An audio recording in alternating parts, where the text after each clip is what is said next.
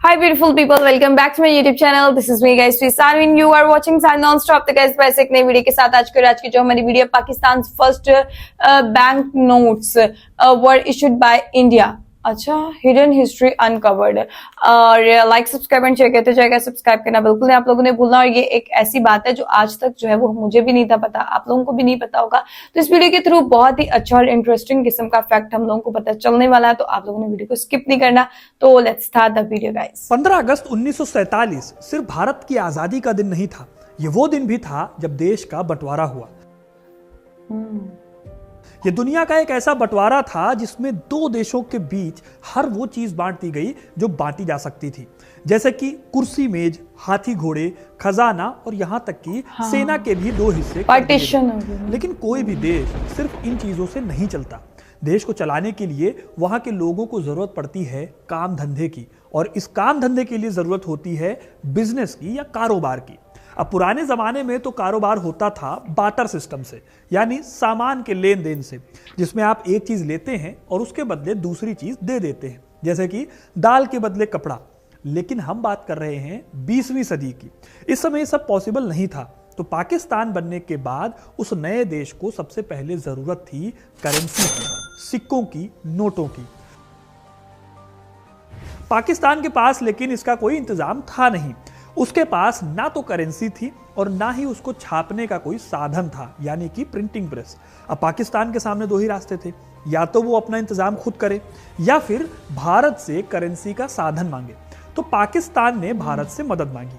अब भारत उनकी मदद करने को तैयार तो हो गया, लेकिन भारत ने अपनी तरफ से कुछ शर्तें भी रखी, जिसको लेकर विवाद बढ़ता चला गया। पाकिस्तानी अफसरों ने खूब भाग दौड़ की, खूब जूते घिसे। अब उस टाइम पर जूते मजबूत तो होते थे, लेकिन इतने स्टाइलिश नहीं होते थे जैसे हमारे यहाँ पर आजकल के जूते होते हैं। खैर, क्या था ये पूरा किस्सा और क्यों पाकिस्तान भारत में अपने नोट छपवाने को मजबूर था, जानेंगे इस वीडियो में। और साथ ही जानेंगे कि आखिर पाकिस्तान ने भारत के नोटों के साथ पाकिस्तान में क्या किया। तो वीडियो को अंत तक जरूर देखिएगा, क्योंकि अपना इतिहास नहीं जानोगे तो खुद को कैसे पहचानोगे। बंटवारा हमारी देश की आजादी के जश्न पर बहुत बड़ा धब्बा था। भारत से काट कर पाकिस्तान को बनाया गया, जिसमें लाखों लोगों की जिंदगियां तबाह हो गई। लेकिन इसी बंटवारे के टाइम पर एक बड़ी समस्या थी नोट छापने की। जब तक देश का बंटवारा नहीं हुआ था, तब तक भारत या इंडिया के नोट जहां छपते थे, आजादी के टाइम पर वो हिस्से भारत के पास थे। भारत में 1924 में ये प्रेस अंग्रेज लेकर आए थे। 1928 में पहली बार रुपए करेंसी के नोट छापे गए, और इसके बाद एक वक्त ऐसा भी आया जब अंग्रेजों ने 1 रुपए से लेकर 10,000 रुपए तक के नोट छाप डाले। अब पाकिस्तान ने विभाजन के समय जमीनें ले ली, सेना का हिस्सा करा दिया, यहां तक कि किताबों और कुर्सियों और पिनों तक को बांट लिया। लेकिन ये नोट छापने वाली प्रिंटिंग प्रेस, इसको पाकिस्तान कैसे लेकर जाता? लेकिन फिर भी पाकिस्तान था तो पाकिस्तान ही, उसने भारत के सामने प्रिंटिंग प्रेस के बंटवारे की भी मांग रखी। एक तरह से देखा जाए तो ये पाकिस्तान की जरूरत भी थी। एक नए देश में अगर शासन चलाने के लिए अपनी करेंसी ही ना हो तो काम कैसे चलेगा उस देश का? और पाकिस्तान बार्टर सिस्टम में जाकर भी काम थोड़ी कर सकता था, जो पुराने जमाने का सिस्टम था। पाकिस्तान ने जब अपने प्रिंटिंग प्रेस की मांग की तो खूब बहस चली। आखिर में भारत सरकार ने 3 ऑप्शन दिए। पहला, किसी और प्राइवेट प्रिंटिंग प्रेस से अपनी नोट छपवा ले। दूसरा, पाकिस्तान अपने नोटों की व्यवस्था खुद कर ले, भारत को उससे कोई मतलब नहीं है। अपना प्रेस लगाकर पाकिस्तान जैसे चाहे और जितना चाहे नोटों को छाप सकता है, ये उसकी मर्जी है। फिर तीसरा ऑप्शन आया कि जब तक पाकिस्तान अपने लिए एक प्रिंटिंग प्रेस और करेंसी का इंतजाम नहीं कर लेता, तब तक नासिक के ही प्रिंटिंग प्रेस से काम चलाए। अब जाहिर है कि पाकिस्तान मजबूर था, वो किसी और प्रिंटिंग प्रेस से कैसे करेंसी छपवा सकता था? उतना बजट भी पाकिस्तान के पास उस टाइम पर नहीं था। और दूसरा उपाय कि अपना खुद का प्रिंटिंग प्रेस खोलने का, तो वो भी पाकिस्तान के लिए मुश्किल काम था। इसीलिए पाकिस्तान ने अपने आला अधिकारियों की मीटिंग करके एक कमेटी बनाई और भारत के नासिक वाले प्रिंटिंग प्रेस में करेंसी छपवाने को मान गया। लेकिन इसी जगह पर पाकिस्तान ने भी एक शर्त रखी। पाकिस्तान की कमेटी ने कहा कि नोट छापने के लिए नासिक प्रेस का निरीक्षण होगा, और शर्त यह भी रखी गई कि पाकिस्तान सरकार का एक अधिकारी नोट छापने के पूरे प्रोसेस पर नजर रखेगा। पाकिस्तान का दावा था कि इस तरह से कोई हेर फेर नहीं होगी और पाकिस्तान के नोट सही तरीके से छप जाएंगे। लेकिन भारत के लिए यहां पर एक समस्या थी। समस्या यह थी कि भारत के नोट भी यहीं पर छपने थे, और ऐसी जगह पर अगर किसी और देश का कोई और शख्स आकर नोट छपने के प्रोसेस को देखता है या वहां से कुछ गड़बड़ी कर देता है तो भारत के लिए भी बहुत बड़ी दिक्कत खड़ी हो सकती थी।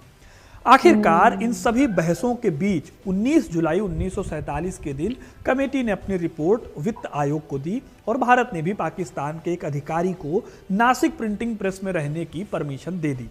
अब यहां तक सब कुछ हो गया था, भारत पाकिस्तान के नोट छापने वाला था, लेकिन फिर एक नई समस्या आई।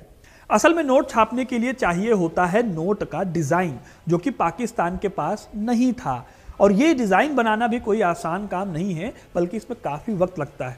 खुद नासिक प्रिंटिंग प्रेस एक नोट बनाने के लिए 1.5 से 2 साल तक का टाइम ले लेता था। यानी कि पाकिस्तान देश से अलग होने की मांग तो कर रहा था, लेकिन उन मांगों के बीच में वो नोट छापने जैसी बेसिक चीजें भूल गया। उनके पास अपनी करेंसी का डिजाइन ही नहीं था। अब जब बंटवारा नजदीक था तो समझ नहीं आ रहा था कि कैसे इस वाली समस्या को सॉल्व किया जाए। खैर, इसका समाधान भी भारत ने ही दिया।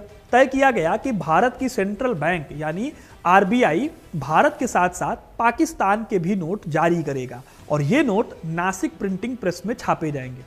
पहले तो पाकिस्तान ने इस बात से मना कर दिया, लेकिन पाकिस्तान के पास दूसरा कोई रास्ता नहीं था, इसलिए आखिर में उसे भी मानना ही पड़ा। इस तरह से 1947 में भारत के बंटवारे के समय भारतीय रिजर्व बैंक अविभाजित भारत के केंद्रीय बैंक के रूप में काम कर रहा था। यह काम भी इसलिए किया गया क्योंकि आजादी के तुरंत बाद पाकिस्तान में एक सेंट्रल बैंक को स्थापित करना भी पॉसिबल नहीं था। यह बंटवारे के कुछ नुकसान थे जो पाकिस्तान झेल रहा था। जाहिर है कि पाकिस्तान मजबूर था भारत में अपने देश के नोट छपवाने के लिए। 14 अगस्त 1947 के दिन भारत के गवर्नर जनरल ने एक आदेश पारित किया। इस आदेश में कहा गया कि भारतीय रिजर्व बैंक 30 सितंबर 1948 तक पाकिस्तान के नोट छापने का भी काम करेगी। इस तरह भारत, जो उस वक्त अरब के देशों के लिए भी नोट छाप रहा था, उसे पाकिस्तान के लिए भी नोट छापने का काम करना पड़ा। इस बात से लेकिन भारत को भी एक दिक्कत आई। देखिए, जब देश आजाद नहीं हुआ था तब नोटों पर इंग्लैंड के राजा की फोटो होती थी। ये नोट आरबीआई जारी करता था। आजादी के कुछ समय बाद तक यही नोट चलते रहे दोनों देशों में, क्योंकि तुरंत फुरत में भारत भी बड़े पैमाने पर नोट जल्दी से नए नोट जारी नहीं कर सकता था। हालांकि नए नोटों पर देश के आरबीआई गवर्नर सीडी देशमुख के साइन आने लगे थे। और वैसे अगर देखा जाए तो भारत से ज्यादा ये पाकिस्तान के लिए बड़ी टेंशन वाली बात थी। भारत अभी भी पाकिस्तान का पीछा नहीं छोड़ रहा था। एक तरफ तो पाकिस्तान के नोट पर लिखा हुआ होता था भारतीय रिजर्व बैंक यानी आरबीआई, वहीं दूसरी तरफ इन नोटों पर साइन भी आरबीआई के गवर्नर के ही होते थे। जो देश भारत से कोई संबंध नहीं रखना चाहता था, उसके लिए ये दोनों चीजें किसी जहर बुझे कांटे की तरह थे। हालांकि पाकिस्तान ने इसका भी उपाय निकाल लिया। कहा जाता है कि पाकिस्तान ने नोटों के सफेद हिस्सों पर अंग्रेजी में गवर्नमेंट ऑफ पाकिस्तान और नीचे उर्दू में हुकूमत पाकिस्तान छापना शुरू कर दिया, ताकि भारत नाम के साथ साथ पाकिस्तान भी दिखता रहे। रिजर्व बैंक ऑफ इंडिया ने पहली खेप 1 अप्रैल 1948 को जारी की और कई सालों तक ये करेंसी पाकिस्तान में चलती रही। इसी करेंसी के सहारे पाकिस्तान की सरकार और लोगों की रोजी रोटी भी लंबे टाइम तक चलती रही। कुछ दिन पाकिस्तानी नागरिक इन्हीं भारतीय नोटों से खरीदारी और लेन देन किया करते थे। ये उनकी मजबूरी थी जो उनको करना ही था। फिर आज़ादी के 2 साल बाद, जैसा कि समझौते में था, पाकिस्तान ने अपना खुद का नोट डिजाइन कर लिया और साथ ही अपनी प्रिंटिंग प्रेस भी खोल ली। इसके बाद 1949 में पाकिस्तान ने अपनी करेंसी अपने देश में छापना शुरू कर दिया। अब दोस्तों, भले ही भारत ने पाकिस्तान के लिए नोट छापे हों और पाकिस्तान और भारत दोनों देशों की करेंसी का नाम रुपया हो, लेकिन फिर भी पाकिस्तान की करेंसी भारत की तुलना में आज काफी कमजोर है। यह अलग बात है कि डॉलर के सामने हमारा रुपया भी आज काफी कमजोर हो रहा है, लेकिन आज पाकिस्तानी करेंसी भी बेहद कमजोर है। पाकिस्तान की करेंसी कमजोर कैसे हुई? हमारी तो बहुत ही है। कौन ऐसे लोग थे जो इसे बर्बाद करने में जिम्मेदार थे, जिन्होंने अपने हाथ गंदे किए इस करेंसी को बर्बाद करने में? ये कहानी हम किसी और दिन आपको बताएंगे। तब तक के लिए वीडियो अगर पसंद आया है तो इसे लाइक और शेयर करें। और ऐसे ओके गाइस, बहुत ही जिसे कहते हैं ना इंटरेस्टिंग किस्म का ये फैक्ट था। और मैं एक चीज बोलना चाहूंगी कि इंडिया ने तब भी जो है वो पाकिस्तान की मदद की, मतलब पार्टीशन के टाइम भी जो है मतलब ऑब्वियसली करेंसी की बहुत ज्यादा जरूरत होती है हर कंट्री के लिए, तो तब भी जो है वो इंडिया ने हेल्प किया पाकिस्तान को, और जो है वो उनको नोट प्रोवाइड किए अपने बैंक के, ठीक है। बैंक ऑफ इंडिया के नोट्स जो थे वो पाकिस्तान के अंदर छप के आते थे, ठीक है। फिर पाकिस्तान से मतलब आगे वो सारी चीजें जो है वो होती थी। तो बहुत अच्छा इंटरेस्टिंग फैक्ट था। आपको ये चीज पहले पता थी? मुझे तो फॉर द फर्स्ट टाइम जो है ये चीज पता चली है, और वीडियो सजेस्टेड थे, तो इसलिए जो है मैंने इसके ऊपर रिएक्शन वीडियो बनाई कि इंडिया शुरू से जो है वो चाहता था पाकिस्तान की हेल्प करना, बट अभी आई डोंट नो कि वो बिल्कुल भी पाकिस्तान को पसंद नहीं करते, उन्होंने मुंह मोड़ लिया। शायद हमारी हरकतें ऐसी है जिसकी वजह से उन्होंने जो है वो अब उनके भी दिल जो है वो हमारी तरफ से सख्त हो चुके हैं।